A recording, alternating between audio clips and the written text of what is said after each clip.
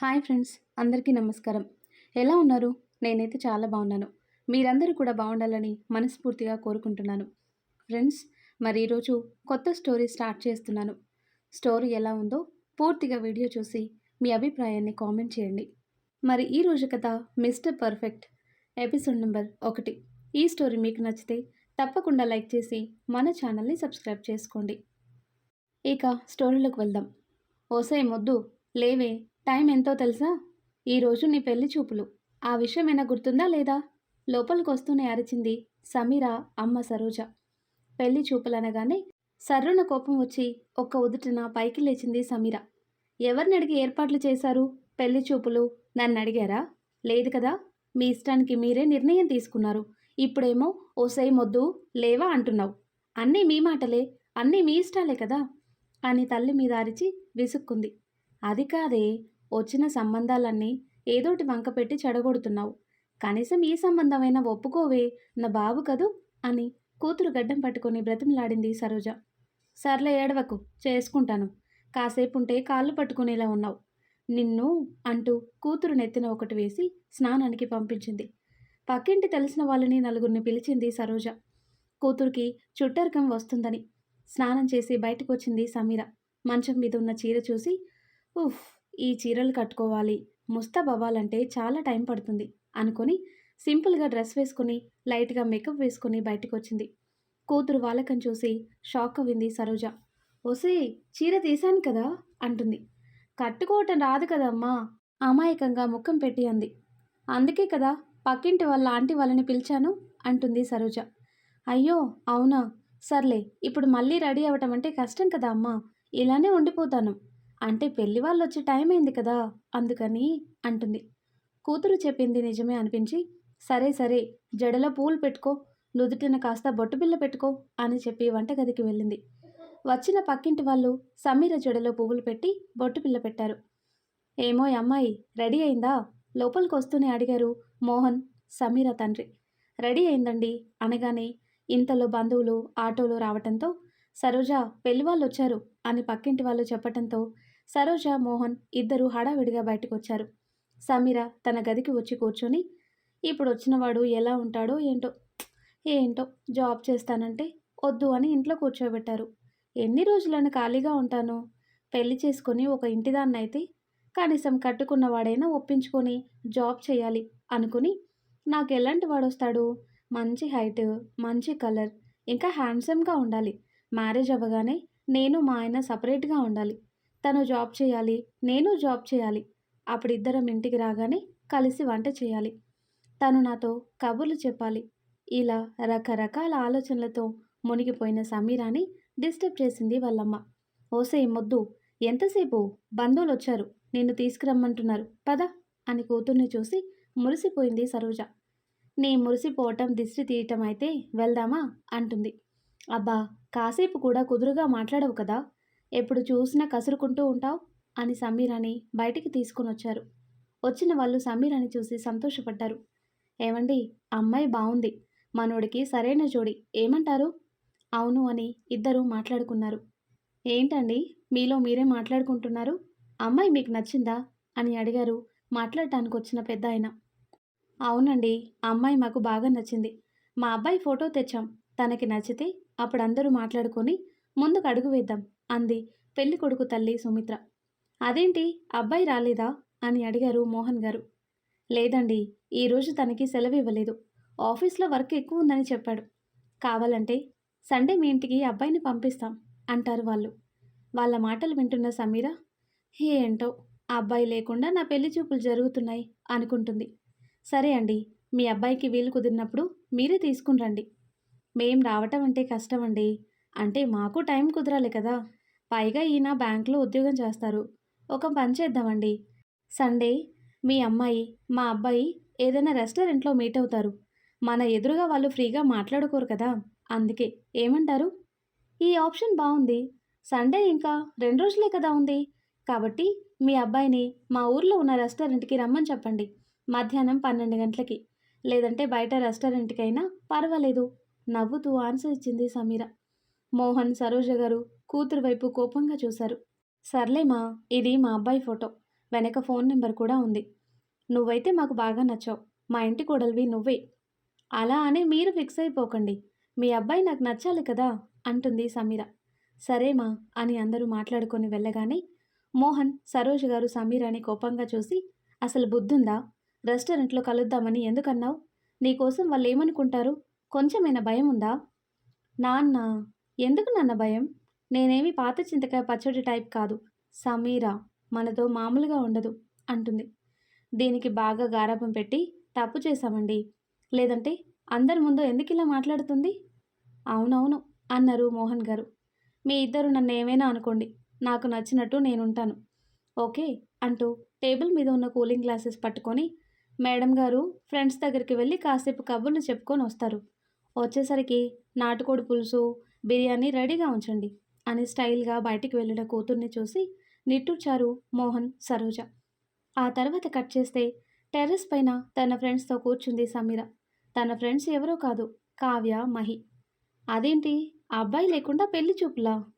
హా, అవునే బాబు. కానీ చూస్తుంటే వాళ్ళ ఫ్యామిలీ అంతా మొరటుగా లేరు కానీ ఈ జనరేషన్కి తగ్గట్టుగానే ఉన్నారు. వాళ్ళు మాట్లాడిన మాటలను బట్టి నాకు అలానే అనిపించింది. పోనీలే, మంచిదే కదా అన్నారు కావ్య, మహి.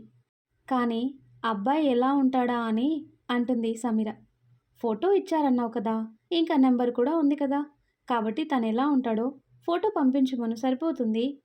లేదు, ఫోన్లో ఫోటోలు మాటలు వద్దులే, డైరెక్ట్గా కలిస్తేనే బాగుంటుంది అంటుంది సమీర. అబ్బో అన్నారు ఇద్దరు. నా ఉద్దేశం, ఫోటోల కంటే డైరెక్ట్గా చూస్తేనే ఎలా అందంగా ఉన్నారో లేదో తెలిసేది అంటుంది సమీర. అదే నిజమేలే అంటారు వాళ్ళు. ఇంకా ఏంటే విషయాలు? ఇద్దరు జాబ్కి వెళ్తున్నారు, మీరు సూపర్ అంటుంది సమీర. నీకు అలా ఉంది, మా బాస్ మామూలుగా ఇవ్వటం లేదు వర్క్, తల పగిలిపోతుంది తెలుసా అని వాళ్ళ బాధలు చెప్పుకున్నారు. ఆ తర్వాత కట్ చేస్తే బైక్ పార్క్ చేసి లోపలికొచ్చాడు అతను. ఇల్లంతా నిశ్శబ్దంగా ఉండటం చూసి, అమ్మా నాన్న ఇంకా రాలేదనుకుంటాను అనుకొని సోఫాలో కూర్చుని టైం చూశాడు. 6 అయింది. స్నానం చేసి ట్రాక్ అండ్ టీషర్ట్ వేసుకుని కిచెన్ రూమ్కొచ్చి కాఫీ పెట్టుకున్నాడు. ఇంతలో లోపలికొచ్చారు సుమిత్ర, నరేష్ గారు. అబ్బా, ఆటో ఎక్కాం కానీ నడుం పట్టేసిందండి. అవును. రే కార్తీక్, ఆటో వాడికి డబ్బులు ఇవ్వరా? హా, వస్తున్నాను అని కిచెన్ రూమ్ నుంచి బయటకు వచ్చి, మీ ఇద్దరికి చేతి పట్టికి 2000 ఇచ్చాను కదా, ఆ డబ్బులేవి అని అడుగుతాడు. తెలుసురా, ఆ డబ్బులు అడుగుతావని. నేను నాన్న ఏమీ ఖర్చు పెట్టలేదు. ఇదిగో డబ్బులు 500 ఖర్చయ్యాయి అని మిగిలిన 1500 కార్తీక్ చేతిలో పెట్టింది సుమిత్ర. 500 ఎందుకు ఖర్చయ్యాయి అన్నట్టు చూశాడు కార్తీక్. ఒరేయ్, కూడా తీసుకొని వెళ్ళాం కదా, బంధువులకి కాస్త కూల్ డ్రింక్లైనా ఇవ్వాలి కదా, పైగా ఆటో వాడికి భోజనం పెట్టించాను, అందుకే అంత ఖర్చయింది నాన్న అంటుంది. హా సరే అని ఆటో వాడికి డబ్బులిచ్చి, అమ్మా స్టవ్ మీద పాలు పెట్టాను, కాస్త కాఫీ కలిపివ్వు అని టీవీ ఆన్ చేసి సోఫాలో కూర్చున్నాడు. ఇంతకీ వెళ్ళిన సంగతి ఏంటి, ఏమైంది అని అడగవా? కొడుకు పక్కన కూర్చుని అడిగారు నరేష్. చెప్పండి నాన్న, ఏదోటి చెప్తారు కదా అని సైలెంట్గా ఉన్నాను అంటాడు కార్తిక్. అమ్మాయి ఫోటో ఇచ్చారు, నెంబర్ ఫోటో వెనక రాసుంది. ఇద్దరు రెస్టారెంట్లో మీట్ అవ్వాలరా, నాకెందుకో ఈ అమ్మాయిని కరెక్ట్ అనిపిస్తుంది అని కొడుకు చేతిలో ఫోటో పెట్టారు నరేష్. లేదు నాన్న, ఫోటో ఎందుకు, డైరెక్ట్గా చూస్తాను, సండే రెస్టారెంట్లో కలుస్తాను కదా, అమ్మాయి నచ్చితే పర్వాలేదు అంటాడు. ఇలాంటి మాటలే వద్దనేది. నీకు నచ్చినా నచ్చకపోయినా సరే తనని నువ్వు పెళ్లి చేసుకోవాలి. నీకు ఇంకా సంబంధాలు వెతకటం నా వల్ల కాదురా బాబు అని చేతులెత్తేశారు నరేష్ గారు. ఏంటండి, మళ్ళీ చేసుకోనంటున్నాడా ఏంటి? కాఫీ ట్రే ఎదురుగా ఉన్న చిన్న టేబుల్ మీద పెడుతూ అంది సుమిత్ర. ఆ అమ్మాయి మీకు నచ్చితే సరిపోదు, నాకు నచ్చాలి కదా అని కాఫీ కప్ తీసుకొని టెర్రస్ పైకి వచ్చాడు. టెర్రస్ పైన కొంచెం మొక్కలు నాటి వాటికి బాగా ఎండ తగలకుండా రేకుల షెడ్ వేశాడు కార్తిక్. అక్కడే ఉన్న చైర్లో కూర్చొని కాఫీ సిప్ చేస్తూ, వచ్చిన అమ్మాయి నాకు నచ్చటమే కాదు, ఇంటిని బాగా చక్కదిద్దాలి, కుటుంబంతో కలిసి ఉండాలి, నేను తెచ్చినవన్నీ తను పొదుపుగా వాడాలి, అంతేకాదు అల్లరిగా అస్సలు ఉండకూడదు అనుకొని కాఫీ సిప్ చేసి కప్పు పక్కన పెట్టి కళ్ళు మూసుకున్నాడు. కార్తిక్ ఆర్వీ కంపెనీలో వర్క్ చేస్తున్నాడు. ఇంటి బాధ్యతలు, కుటుంబాన్ని ముందుకు నడిపించటం అన్నీ కార్తిక్నే. వచ్చిన అమ్మాయి కూడా తన మనసుని అర్థం చేసుకోవాలి అని అతని ఆశ, కోరిక. ఆ తర్వాత కట్ చేస్తే సండే రానే వచ్చింది. బెడ్ దిగి ఆవలిస్తూ బయటకు వచ్చింది సమీర. కూతురు వంక కోపంగా చూసింది సరోజ. ఏమైంది? పొద్దున్నే కోపంగా ఉన్నావు? కాస్త కాఫీ ఇస్తావా అమ్మా? అని సోఫాలో కూర్చుంది. ఇస్తాను కానీ ఈరోజు నువ్వు బయటికి వెళ్ళే పనుంది కదా, మర్చిపోయారా సమీరా గారు? అంటుంది సరోజ. ఈరోజు ఏం పని? అంటూ ఆలోచిస్తూ సరోజ ఇచ్చిన కాఫీ తీసుకొని, హా అమ్మా మర్చిపోయాను. ఈరోజు సాయంత్రం నేను, మహి, కావ్య మూవీకి వెళ్దాం అనుకున్నాం. ఖచ్చితంగా వెళ్ళాలి అంటుంది. మరి మూవీకి వెళ్తే రెస్టారెంట్కి ఎవరు వెళ్తారు? మూవీ అయినా గుర్తుంది కానీ ఈరోజు పెళ్లి చూపులని గుర్తులేదన్నమాట అంటుంది. తల్లి మాటలకి నాలుక ఖర్చుకొని, అమ్మా మర్చిపోయానమ్మా, బాగానే గుర్తు చేశావు అంటుంది. ముందు ఫోన్ చేసి టైం చెప్పు, ఈలోపు నేను డ్రెస్ తీస్తాను, నీతో పాటు నాన్న వస్తారు అని సరోజ అనగానే సమీరా ముఖం మాడింది. అంటే నా మీద మీకు అనుమానమా? వచ్చిన వాడితో లేచిపోతానని గయ్యమంది తల్లి మీద. ఏంటి ఆ మాటలు? ఆ నోటి నుంచి ఎప్పుడు మంచి మాటలు రావా? అరిచింది సరోజ. రావు, అస్సలు రావమ్మా. నేనింకా చిన్నపిల్లనేం కాను. సమీరా ఇక్కడ అంటుంది. అదే నా భయం. నీ కుదురుకి నువ్వేసే వేషాలకి వచ్చిన సంబంధం పోగొడతావని భయం అంది. ఉఫ్, సర్లే. ఇంతకీ ఎక్కడా మై డాడ్? నేను ఇక్కడే ఉన్నాను కానీ ముందు నువ్వు రెడీ అవ్వు తల్లి అంటాడు. రెడీ అవుతాను కానీ అతను ఏ టైంకి వస్తాడు? ఈ డీటెయిల్స్ అన్నీ నాకు తెలియవు కదా అంటుంది. అబ్బాయికి ఫోన్ చేశాను, తను ఆల్రెడీ బయలుదేరాడు. లేట్ చేస్తుంది మనమే అంటాడు. సరే నాన్న, రెడీ అయ్యి వస్తాను అని ఫ్రెష్ అవి తన రూమ్కి వచ్చింది. బెడ్ మీద ఉన్న డ్రెస్ చూసి ఆశ్చర్యపోయింది. మా అమ్మ పైకి కనిపించదు కానీ నేనంటే ఎంత ప్రేమ, నా ఫేవరెట్ కలర్ డ్రెస్ తీసింది అనుకుని డ్రెస్ వేసుకుని సింపుల్గా రెడీ అవి బయటకు వచ్చింది. సరోజ గారు దేవుడి గదిలో ఉన్న కుంకుమ తెచ్చి సమీరా నుదుటన పెట్టి, కాస్త డీసెంట్గా బిహేవ్ చేయి. నీ వాగుడుతో అక్కడ నసపెట్టకు. నా బంగారు తల్లి కదా, ఎందుకు చెప్తున్నానో అర్థం చేసుకోరా. నీ పెళ్లి చేయాలని మాకెంతో ఆశగా ఉంది. నువ్వేమో అస్సలు మా మాట వింటం లేదు. ఈ సంబంధం ఎలా అయినా నువ్వే ఓకే చేయాలి. అంతా నీ చేతుల్లోనే ఉంది. సర్లే, అంతలా సెంటిమెంట్గా మాట్లాడకు, నేను వీక్ అయిపోతాను. జాగ్రత్త. నాన్న వెళ్దామా అంది. పద అని ఇద్దరు స్కూటీ మీద వెళ్ళారు. ఆ తర్వాత కట్ చేస్తే రెస్టారెంట్లో ఒక టేబుల్ దగ్గర కూర్చొని ఫోన్ చూసుకుంటున్నాడు కార్తిక్. బ్లూ కలర్ షర్ట్ వేసుకొని వైట్ కలర్ ప్యాంటు వేసుకుని ఇన్షర్ట్ చేసి చాలా నీట్గా రెడీ అవ్వాడు. దానికి తోడు అసలే తెల్లగా ఉంటాడేమో, ఆ బ్లూ కలర్ షర్టులో మరింత అందంగా ఉన్నాడు. ఇదేరా రెస్టారెంట్? స్కూటీ పార్క్ చేస్తూ అన్నారు మోహన్. హా నాన్న, ఈ రెస్టారెంట్ నాకెందుకు తెలీదు. నేను, నా ఫ్రెండ్స్ కావ్య, మహి చాలాసార్లు వచ్చాం అంది స్కూటీ దిగుతూ. నీకు తెలియందే ఉంటుంది చెప్పు అంటాడు. నాన్న, నేను అతనితో ఒంటరిగా మాట్లాడాలి అంటుంది. నాకు తెలుసు నువ్వు ఇలా మాట్లాడతావని. సరే, అతను లోపలున్నాడు. టేబుల్ నెంబర్ 12 సరేనా? మరి నువ్వెక్కడుంటావు? ఈలోపు నేను నా ఫ్రెండ్స్ని కలుస్తాను. ఎదురుగా కాఫీ షాప్ ఉంది చూడక్కడ, అక్కడున్నారు. నీ మీటింగ్ అవ్వగానే నాకు కాల్ చేయి. అంతేనా అంది కోపంగా. నవ్వుతూ కూతురు నుదుటన ముద్దు పెట్టి, నీకు ఇష్టమైతేనే పెళ్లి చేస్తాను, లేకపోతే లేదు. నువ్వు మా కోసం ఇష్టం లేని పెళ్లి చేసుకోవాల్సిన అవసరం లేదు. ఏదైనా నీ తర్వాతేరా అని కూతురు తల ప్రేమగా నిమురుతూ అన్నారు. తండ్రి మాటలకి మనసులోనే బాధపడింది. నాకు తెలుసు నాన్న, మీరు నన్ను అర్థం చేసుకుంటారని. సరే వెళ్తాను, కాల్ చేస్తాను అని లోపలికి అడుగుపెట్టి టేబుల్ నెంబర్ చూసుకుంది. బ్లూ కలర్ షర్టులో వెనక్కి తిరిగి కూర్చున్నాడు కార్తిక్. ఎందుకో సమీరాకి కొద్దిగా భయం, బిడియం, ఏదో తెలియని కంగారు, ఒక రకంగా తన మనసంతా తెలియని అలజడికి గురైంది. ధైర్యం తెచ్చుకుని కార్తిక్ ఎదురుగా నిలబడింది. ఫోన్ చూసుకుంటున్న కార్తిక్ ఎదురుగా నిలబడిన సమీరాని చూసి షాక్ అయ్యాడు.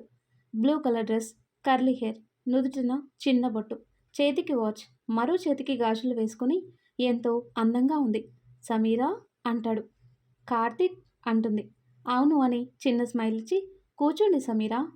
థ్యాంక్ యూ అని చైర్లో కూర్చొని బ్యాగ్ టేబుల్ మీద పెట్టింది. తదేకంగా సమీరాని చూశాడు. అందానికి వంక పెట్టే అవకాశం లేదు. చాలా అందంగా ఉంది ఆమె.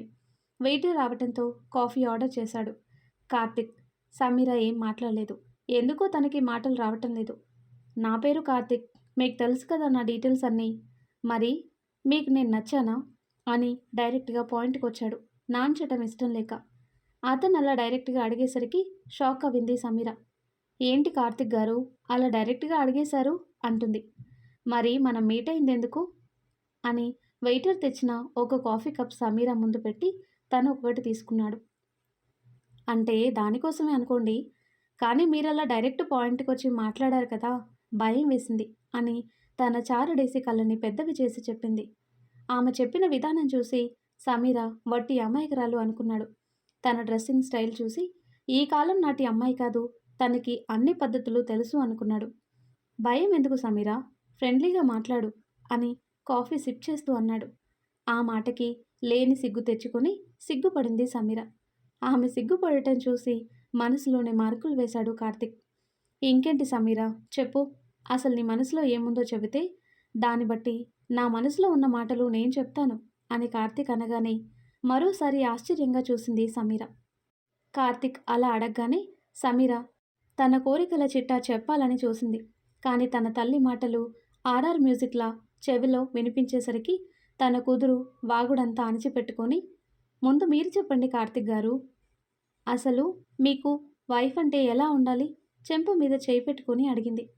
అమ్మాయి అందంగా ఉండాలి, హైట్‌గా ఉండాలి, ఇలాంటి కోరికలేమీ లేవు.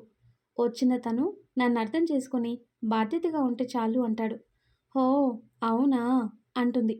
అవును సమీర, చూస్తుంటే నువ్వు చాలా పద్ధతిగా కనిపిస్తున్నావు. నాకు ఇంట్లో నేను, నాన్న, అమ్మ ఉంటాం. నాన్న పొలం పనులు, వ్యవహారాలవి చూసుకుంటారు. అమ్మ హౌస్ వైఫ్. నాకు అక్క ఉంది. తనకి మ్యారేజ్ అయిపోయింది. అప్పుడప్పుడు ఇంటికొస్తుంది. నేను మార్నింగ్ ఆఫీస్‌కి వెళ్ళటం, రావటం. ఇదే నా లైఫ్ అని కార్తీక్ చెప్పగానే సమీర మనసులోనే ఆలోచిస్తూ, అమ్మ, నాన్న, కార్తీక్ డబ్బుకి లోటు లేదు. అబ్బాయి చూస్తే మంచివాడిలానే ఉన్నాడు. కానీ నా కోసం తనకి పూర్తిగా తెలియదు. రేపు వాళ్ళ ఇంటికి వెళ్తే మొత్తం అన్నీ నేనే చూసుకోవాలి. అన్ని బాధ్యతలంటే నా వల్ల కాదు. మనం తిన్నామా, లేచామా, పడుకున్నామా, తెల్లారిందా, ఈ టైపు. కాబట్టి కార్తీక్ మనకి సెట్ కాదు. ముఖం మీద చెప్తే హర్ట్ అవుతాడు. చూడటానికి బాగున్నాడు, హీరోలా ఉన్నాడు. తనకొచ్చే అమ్మాయి సీతా మహాలక్ష్మిలా ఉండాలి. మనం చూస్తే మోడ్రన్ మహాలక్ష్మి. సో సెట్ కాదు అనుకుంది. ఏంటండి, ఏం ఆలోచిస్తున్నారు? ఏం లేదు. నేను, నాన్న, అమ్మ, ఇదే నా లైఫ్. నాకున్నది ఇద్దరే బెస్ట్ ఫ్రెండ్స్. కోపం వచ్చినా, బాధొచ్చినా వాళ్ళతోనే పంచుకుంటాను. చదువు కంప్లీట్ అయింది, కానీ జాబ్‌కి పంపించలేదు. ఇదే నా స్టోరీ అని సింపుల్‌గా 2 ముక్కలో చెప్పింది. హ్మ్. చూస్తుంటే మీరు చాలా అమాయకంగా ఉన్నారు. ఇంత అమాయకంగా ఉంటే ఎలా అండి? బయట ప్రపంచంలో ఎలా బ్రతుకుతారు? ఖాళీ అయిన కాఫీ కప్ పక్కన పెడుతూ అన్నాడు. అతని మాటలకి మనసులోనే షాక్ అవ్వింది. ఏమైంది అలా చూస్తున్నారు అని అడుగుతాడు. ఏం లేదు కార్తిక్ గారు అని వెయిటర్ తెచ్చిన బిల్ పేపర్ తీసుకుంది. బిల్ నేను పే చేస్తాను అంటుంది సమీర. పర్వాలేదు సమీర, నేను చేస్తాను అంటాడు కార్తిక్.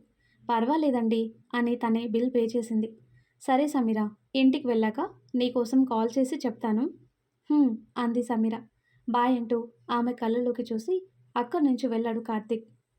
అబ్బాయి అయితే బాగున్నాడు, కానీ ఇద్దరికీ సెట్ అవ్వదు.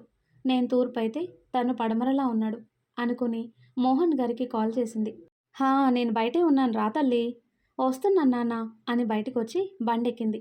ఏంట్రా, ఏమైనట్టు? సంబంధం అబ్బాయి నచ్చాడా? ఆ అబ్బాయి అయితే బాగున్నాడు నాన్న. ఓకే, మరింతకీ విషయం ఏంటి అని అడుగుతాడు. ఇంటికి వెళ్ళాక చెప్తాను. అతను చూస్తుంటే మిస్టర్ పర్ఫెక్ట్లా ఉన్నాడు. ఏంటి, ఈ సంబంధానికి మంచి మార్కులు వేస్తున్నావు అంటాడు మోహన్. మోహన్ గారు అలా అనటానికి కారణం, ఇంతకు ముందు వచ్చిన సంబంధాలకి ఏదో ఒకటి వంక పెట్టేది సమీర. ఎంతలా అంటే వాళ్ళ ముఖం మీదే మీ అబ్బాయి నాకు నచ్చలేదు, దయచేయండి అని 2 చేతులతో దండం పెట్టి వాళ్ళని పంపించేది. అలాంటి సమీర కార్తీక్ కోసం మార్కులు వేసేసరికి కూతురికి సంబంధం నచ్చింది అనుకున్నారు. మార్కులంటే అబ్బాయిలో బ్యాడ్ క్వాలిటీస్ ఏమీ లేవు నాన్న. అలా అని ఓకే అనలేను. చూద్దాం పదా అని దారిలో స్కూటీ ఆపి బిర్యానీ పార్సల్ చేయించుకొని బిల్లు కట్టి ఇద్దరూ ఇంటికెళ్లారు.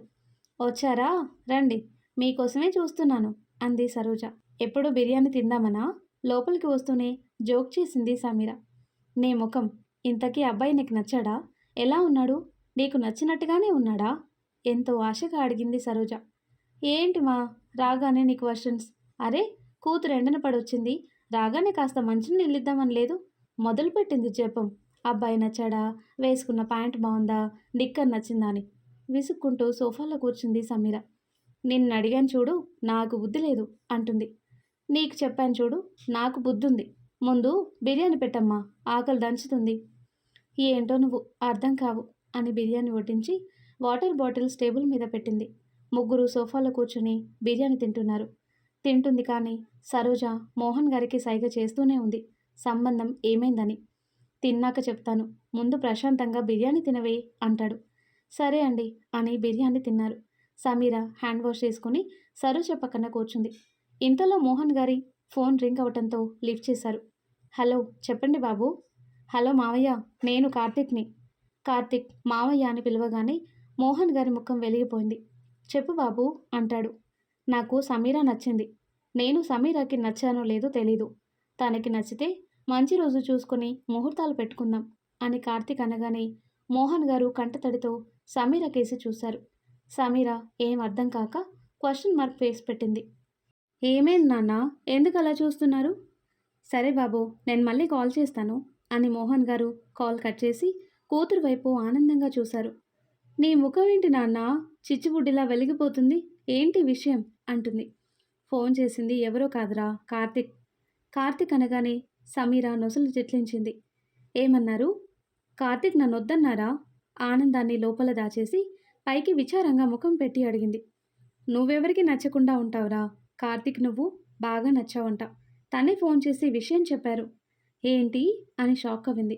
అవునమ్మా, మన తరఫున ఏదోటి మాట చెబితే ముహూర్తాలు పెట్టేసుకుందాం అంటున్నారు. ఏమంటావు తల్లి అని సంతోషంగా అడిగిన మోహన్ గారి ముఖం చూస్తూ ఉండిపోయింది సమీర. ఆయన ముఖంలో ఎక్కడలేని ఆనందం. ఒక పక్క సరోజ గారు కూడా కూతురు గడ్డం పట్టుకొని కాకపట్టారు. అబ్బా ఉండమ్మా, నా మూతి ఊడిపోయేలా ఉంది. అది కాదే అంటుంది సరోజ. జపం చెప్పకు అని తన తండ్రి వైపు చూసి, అది కాదు నాన్న, అబ్బాయి మంచివాడు, అందంగా ఉన్నాడు, మంచి జాబ్, నేను కాదని అంటం లేదు. కానీ తన మనస్తత్వం నాది వేరు నాన్న. తన తూర్పు అయితే నేను పడమర. మా ఇద్దరి ఇష్టాలు కలవలేదు నాన్న. తీరా చేసుకున్నాక తను నా వల్ల సఫర్ అవ్వాలి అంది సమీర.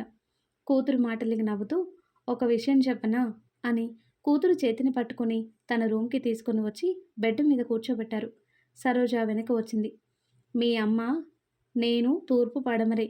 మీ అమ్మ ఇష్టాలు నాకు నచ్చవు, నా ఇష్టాలు తనకి నచ్చవు. నాకు నచ్చనివి టీవీలో సీరియల్స్ చూస్తుంది. ఆ టైంలో నేను తన మీద కోపడను. సైలెంట్గా రూమ్కి వచ్చి ఏదోటి బుక్ చదువుతాను, లేదంటే ఆఫీస్ వర్క్ చేసుకుంటాను. నాకు క్రికెట్ అంటే ఇష్టం, మీ అమ్మకి ఇష్టం ఉండదు. నాకు రెడ్ కలర్ అంటే ఇష్టం, మీ అమ్మకి బ్లూ అంటే ఇష్టం. అయినా సరే నా కోసం మీ అమ్మ రెడ్ కలర్ చీర కట్టుకుంటుంది. ఎందుకో తెలుసా అంటాడు. ఎందుకు అన్నట్టు చూసింది సమీర. ఎందుకంటే నా మీద మీ అమ్మకి ఉన్న ప్రేమ కట్టుకునేలా చేస్తుంది కనుక. భర్త మాటలకి సరోజ గారు మనసులోనే నవ్వుకున్నారు. నీకింకా ప్రేమంటే తెలీదురా. నువ్వెలా ఆలోచిస్తున్నావంటే ఇష్టాలు కలవలేదు, ఒకవేళ తనని పెళ్లి చేసుకున్నా నేను ఫ్రీగా నాకు నచ్చినట్టుగా ఉండలేనని, అవునా అంటాడు మోహన్. అవును నాన్న అంటుంది. అలాంటి భయాలు పెట్టుకోకు. ఎందుకంటే కార్తీక్ నీకు ఆ స్వేచ్ఛనిస్తాడు. ఇచ్చేలా నువ్వు ప్రేమని పంచాలి. తనకి నువ్వు గౌరవం ఇవ్వాలి, తన మాటలకి విలువ ఇవ్వాలి. అప్పుడే కదా తన మనసు మారి నిన్ను అర్థం చేసుకునేది. ప్రేమ అంటేనే ఒకరినొకరు అర్థం చేసుకోవటం. కార్తీక్ నిన్ను అర్థం చేసుకుంటాడు, ఎందుకంటే తనకి పెళ్లి మీద అవగాహన ఉంది. కానీ నీకు అది లేదు, అందుకే ఇలా ఆలోచిస్తున్నావు అన్నారు. అన్ని మాటలు విన్న సమీర ఏదోటి మాయ మాటలు చెప్పి నా చేత ఒప్పించేలా ఉన్నారు. పోనీ నచ్చలేదని చెప్తే ఇంట్లోనే కూర్చోబెడతారు, జాబ్కి అస్సలు పంపించరు. చూస్తుంటే కార్తీక్ పాతకాలం నాటి అబ్బాయిలా ఉన్నాడు. తనకి నచ్చినట్టుగా ఉండాలంటే మన వల్ల కాదు. ఏం చేయాలబ్బా, ఎటు చూసినా మనకి అవకాశం లేదు అని. అంతలోనే అవకాశం ఉంది, మా అత్తగారు ఉన్నారు కదా సుమిత్ర. హా, ఆవిడని నేను బాగా చూసుకుంటే ఖచ్చితంగా జాబ్ చేయనిస్తుంది. ఎందుకంటే అమ్మ మాటని ఎవరు కాదన్నారు కదా అని అనుకుని తన తెలివికి తానే మెచ్చుకుంది. సరే, నీ మాటని కాదని అనను, కానీ నాదొక కండిషన్ అంటుంది. కూతురు నోటి నుంచి ఆ మాటలు రాగానే వాళ్ళ ఆనందం అంతా ఇంత కాదు. ఏంట్రా కండిషన్? మరి వాళ్ళు నన్ను బాగా చూసుకోవాలి, మీరెలా చూసుకుంటున్నారో అలా. అక్కడ నేను ఎవరి కోసం నా పద్ధతి మార్చుకోను, నాకు నచ్చినట్టుగానే ఉంటాను, సరేనా? సరే అన్నారు ఇద్దరు. నాకు నిద్రొస్తుంది అని అక్కడే పడుకుంది. సరోజ ఆనందం అంతా ఇంత కాదు. మోహన్ గారి వైపు ప్రేమగా చూసింది. ఆ తర్వాత కట్ చేస్తే బైక్ పార్క్ చేసి లోపలికొచ్చాడు కార్తీక్. హాల్ అంతా బిర్యానీ స్మెల్ రావటంతో అమ్మా అమ్మా, హా వస్తున్నాన్రా అని స్టవ్ ఆఫ్ చేసి కంగారుగా బయటకు వచ్చింది సుమిత్ర. ఏంటి బిర్యానీ వండుతున్నావు? అక్క వస్తుందిరా, ఇప్పుడే అక్క బావ బయలుదేరారు. వాళ్ళేమన్నా దూరం నుండి వస్తున్నారా? 2 వీధులు దాటితే వాళ్ళిల్లు. ఆ మాత్రం దానికే ఇంత హడావిడి అవసరమా? అంటాడు. అక్కకి బిర్యానీ అంటే ఇష్టం కదరా! అందుకే చేశాను. ఇంతకీ చెప్పు, వెళ్ళిన విషయం ఏమైంది? ఏమైంది? అమ్మాయి బావుందమ్మా. వాళ్ళ నాన్నతో చెప్పాను నచ్చింది అని. వాళ్ళు ఫోన్ చేసి ఓకే అంటే పెళ్ళి అని వాటర్ తాగుతూ చెప్పాడు. కొడుకు మాటలకి ఆనందపడింది సుమిత్ర. ఏంట్రా నువ్వనేది? నిజంగానే నీకు నచ్చిందా? నమ్మలేక అడిగింది. హా నచ్చింది అన్నాడు మెల్లిగా. అబ్బా! మంచి విషయం చెప్పావురా. ఇప్పుడు ఈ వార్త మీ నాన్నకి చెప్పాలి. నా ఫోన్ ఎక్కడ పెట్టాను? అని ఫోన్ కోసం రూమ్కి వెళ్ళింది. కార్తీక్ నవ్వుకొని సోఫాలో వాళ్ళి కళ్ళు మూసుకున్నాడు.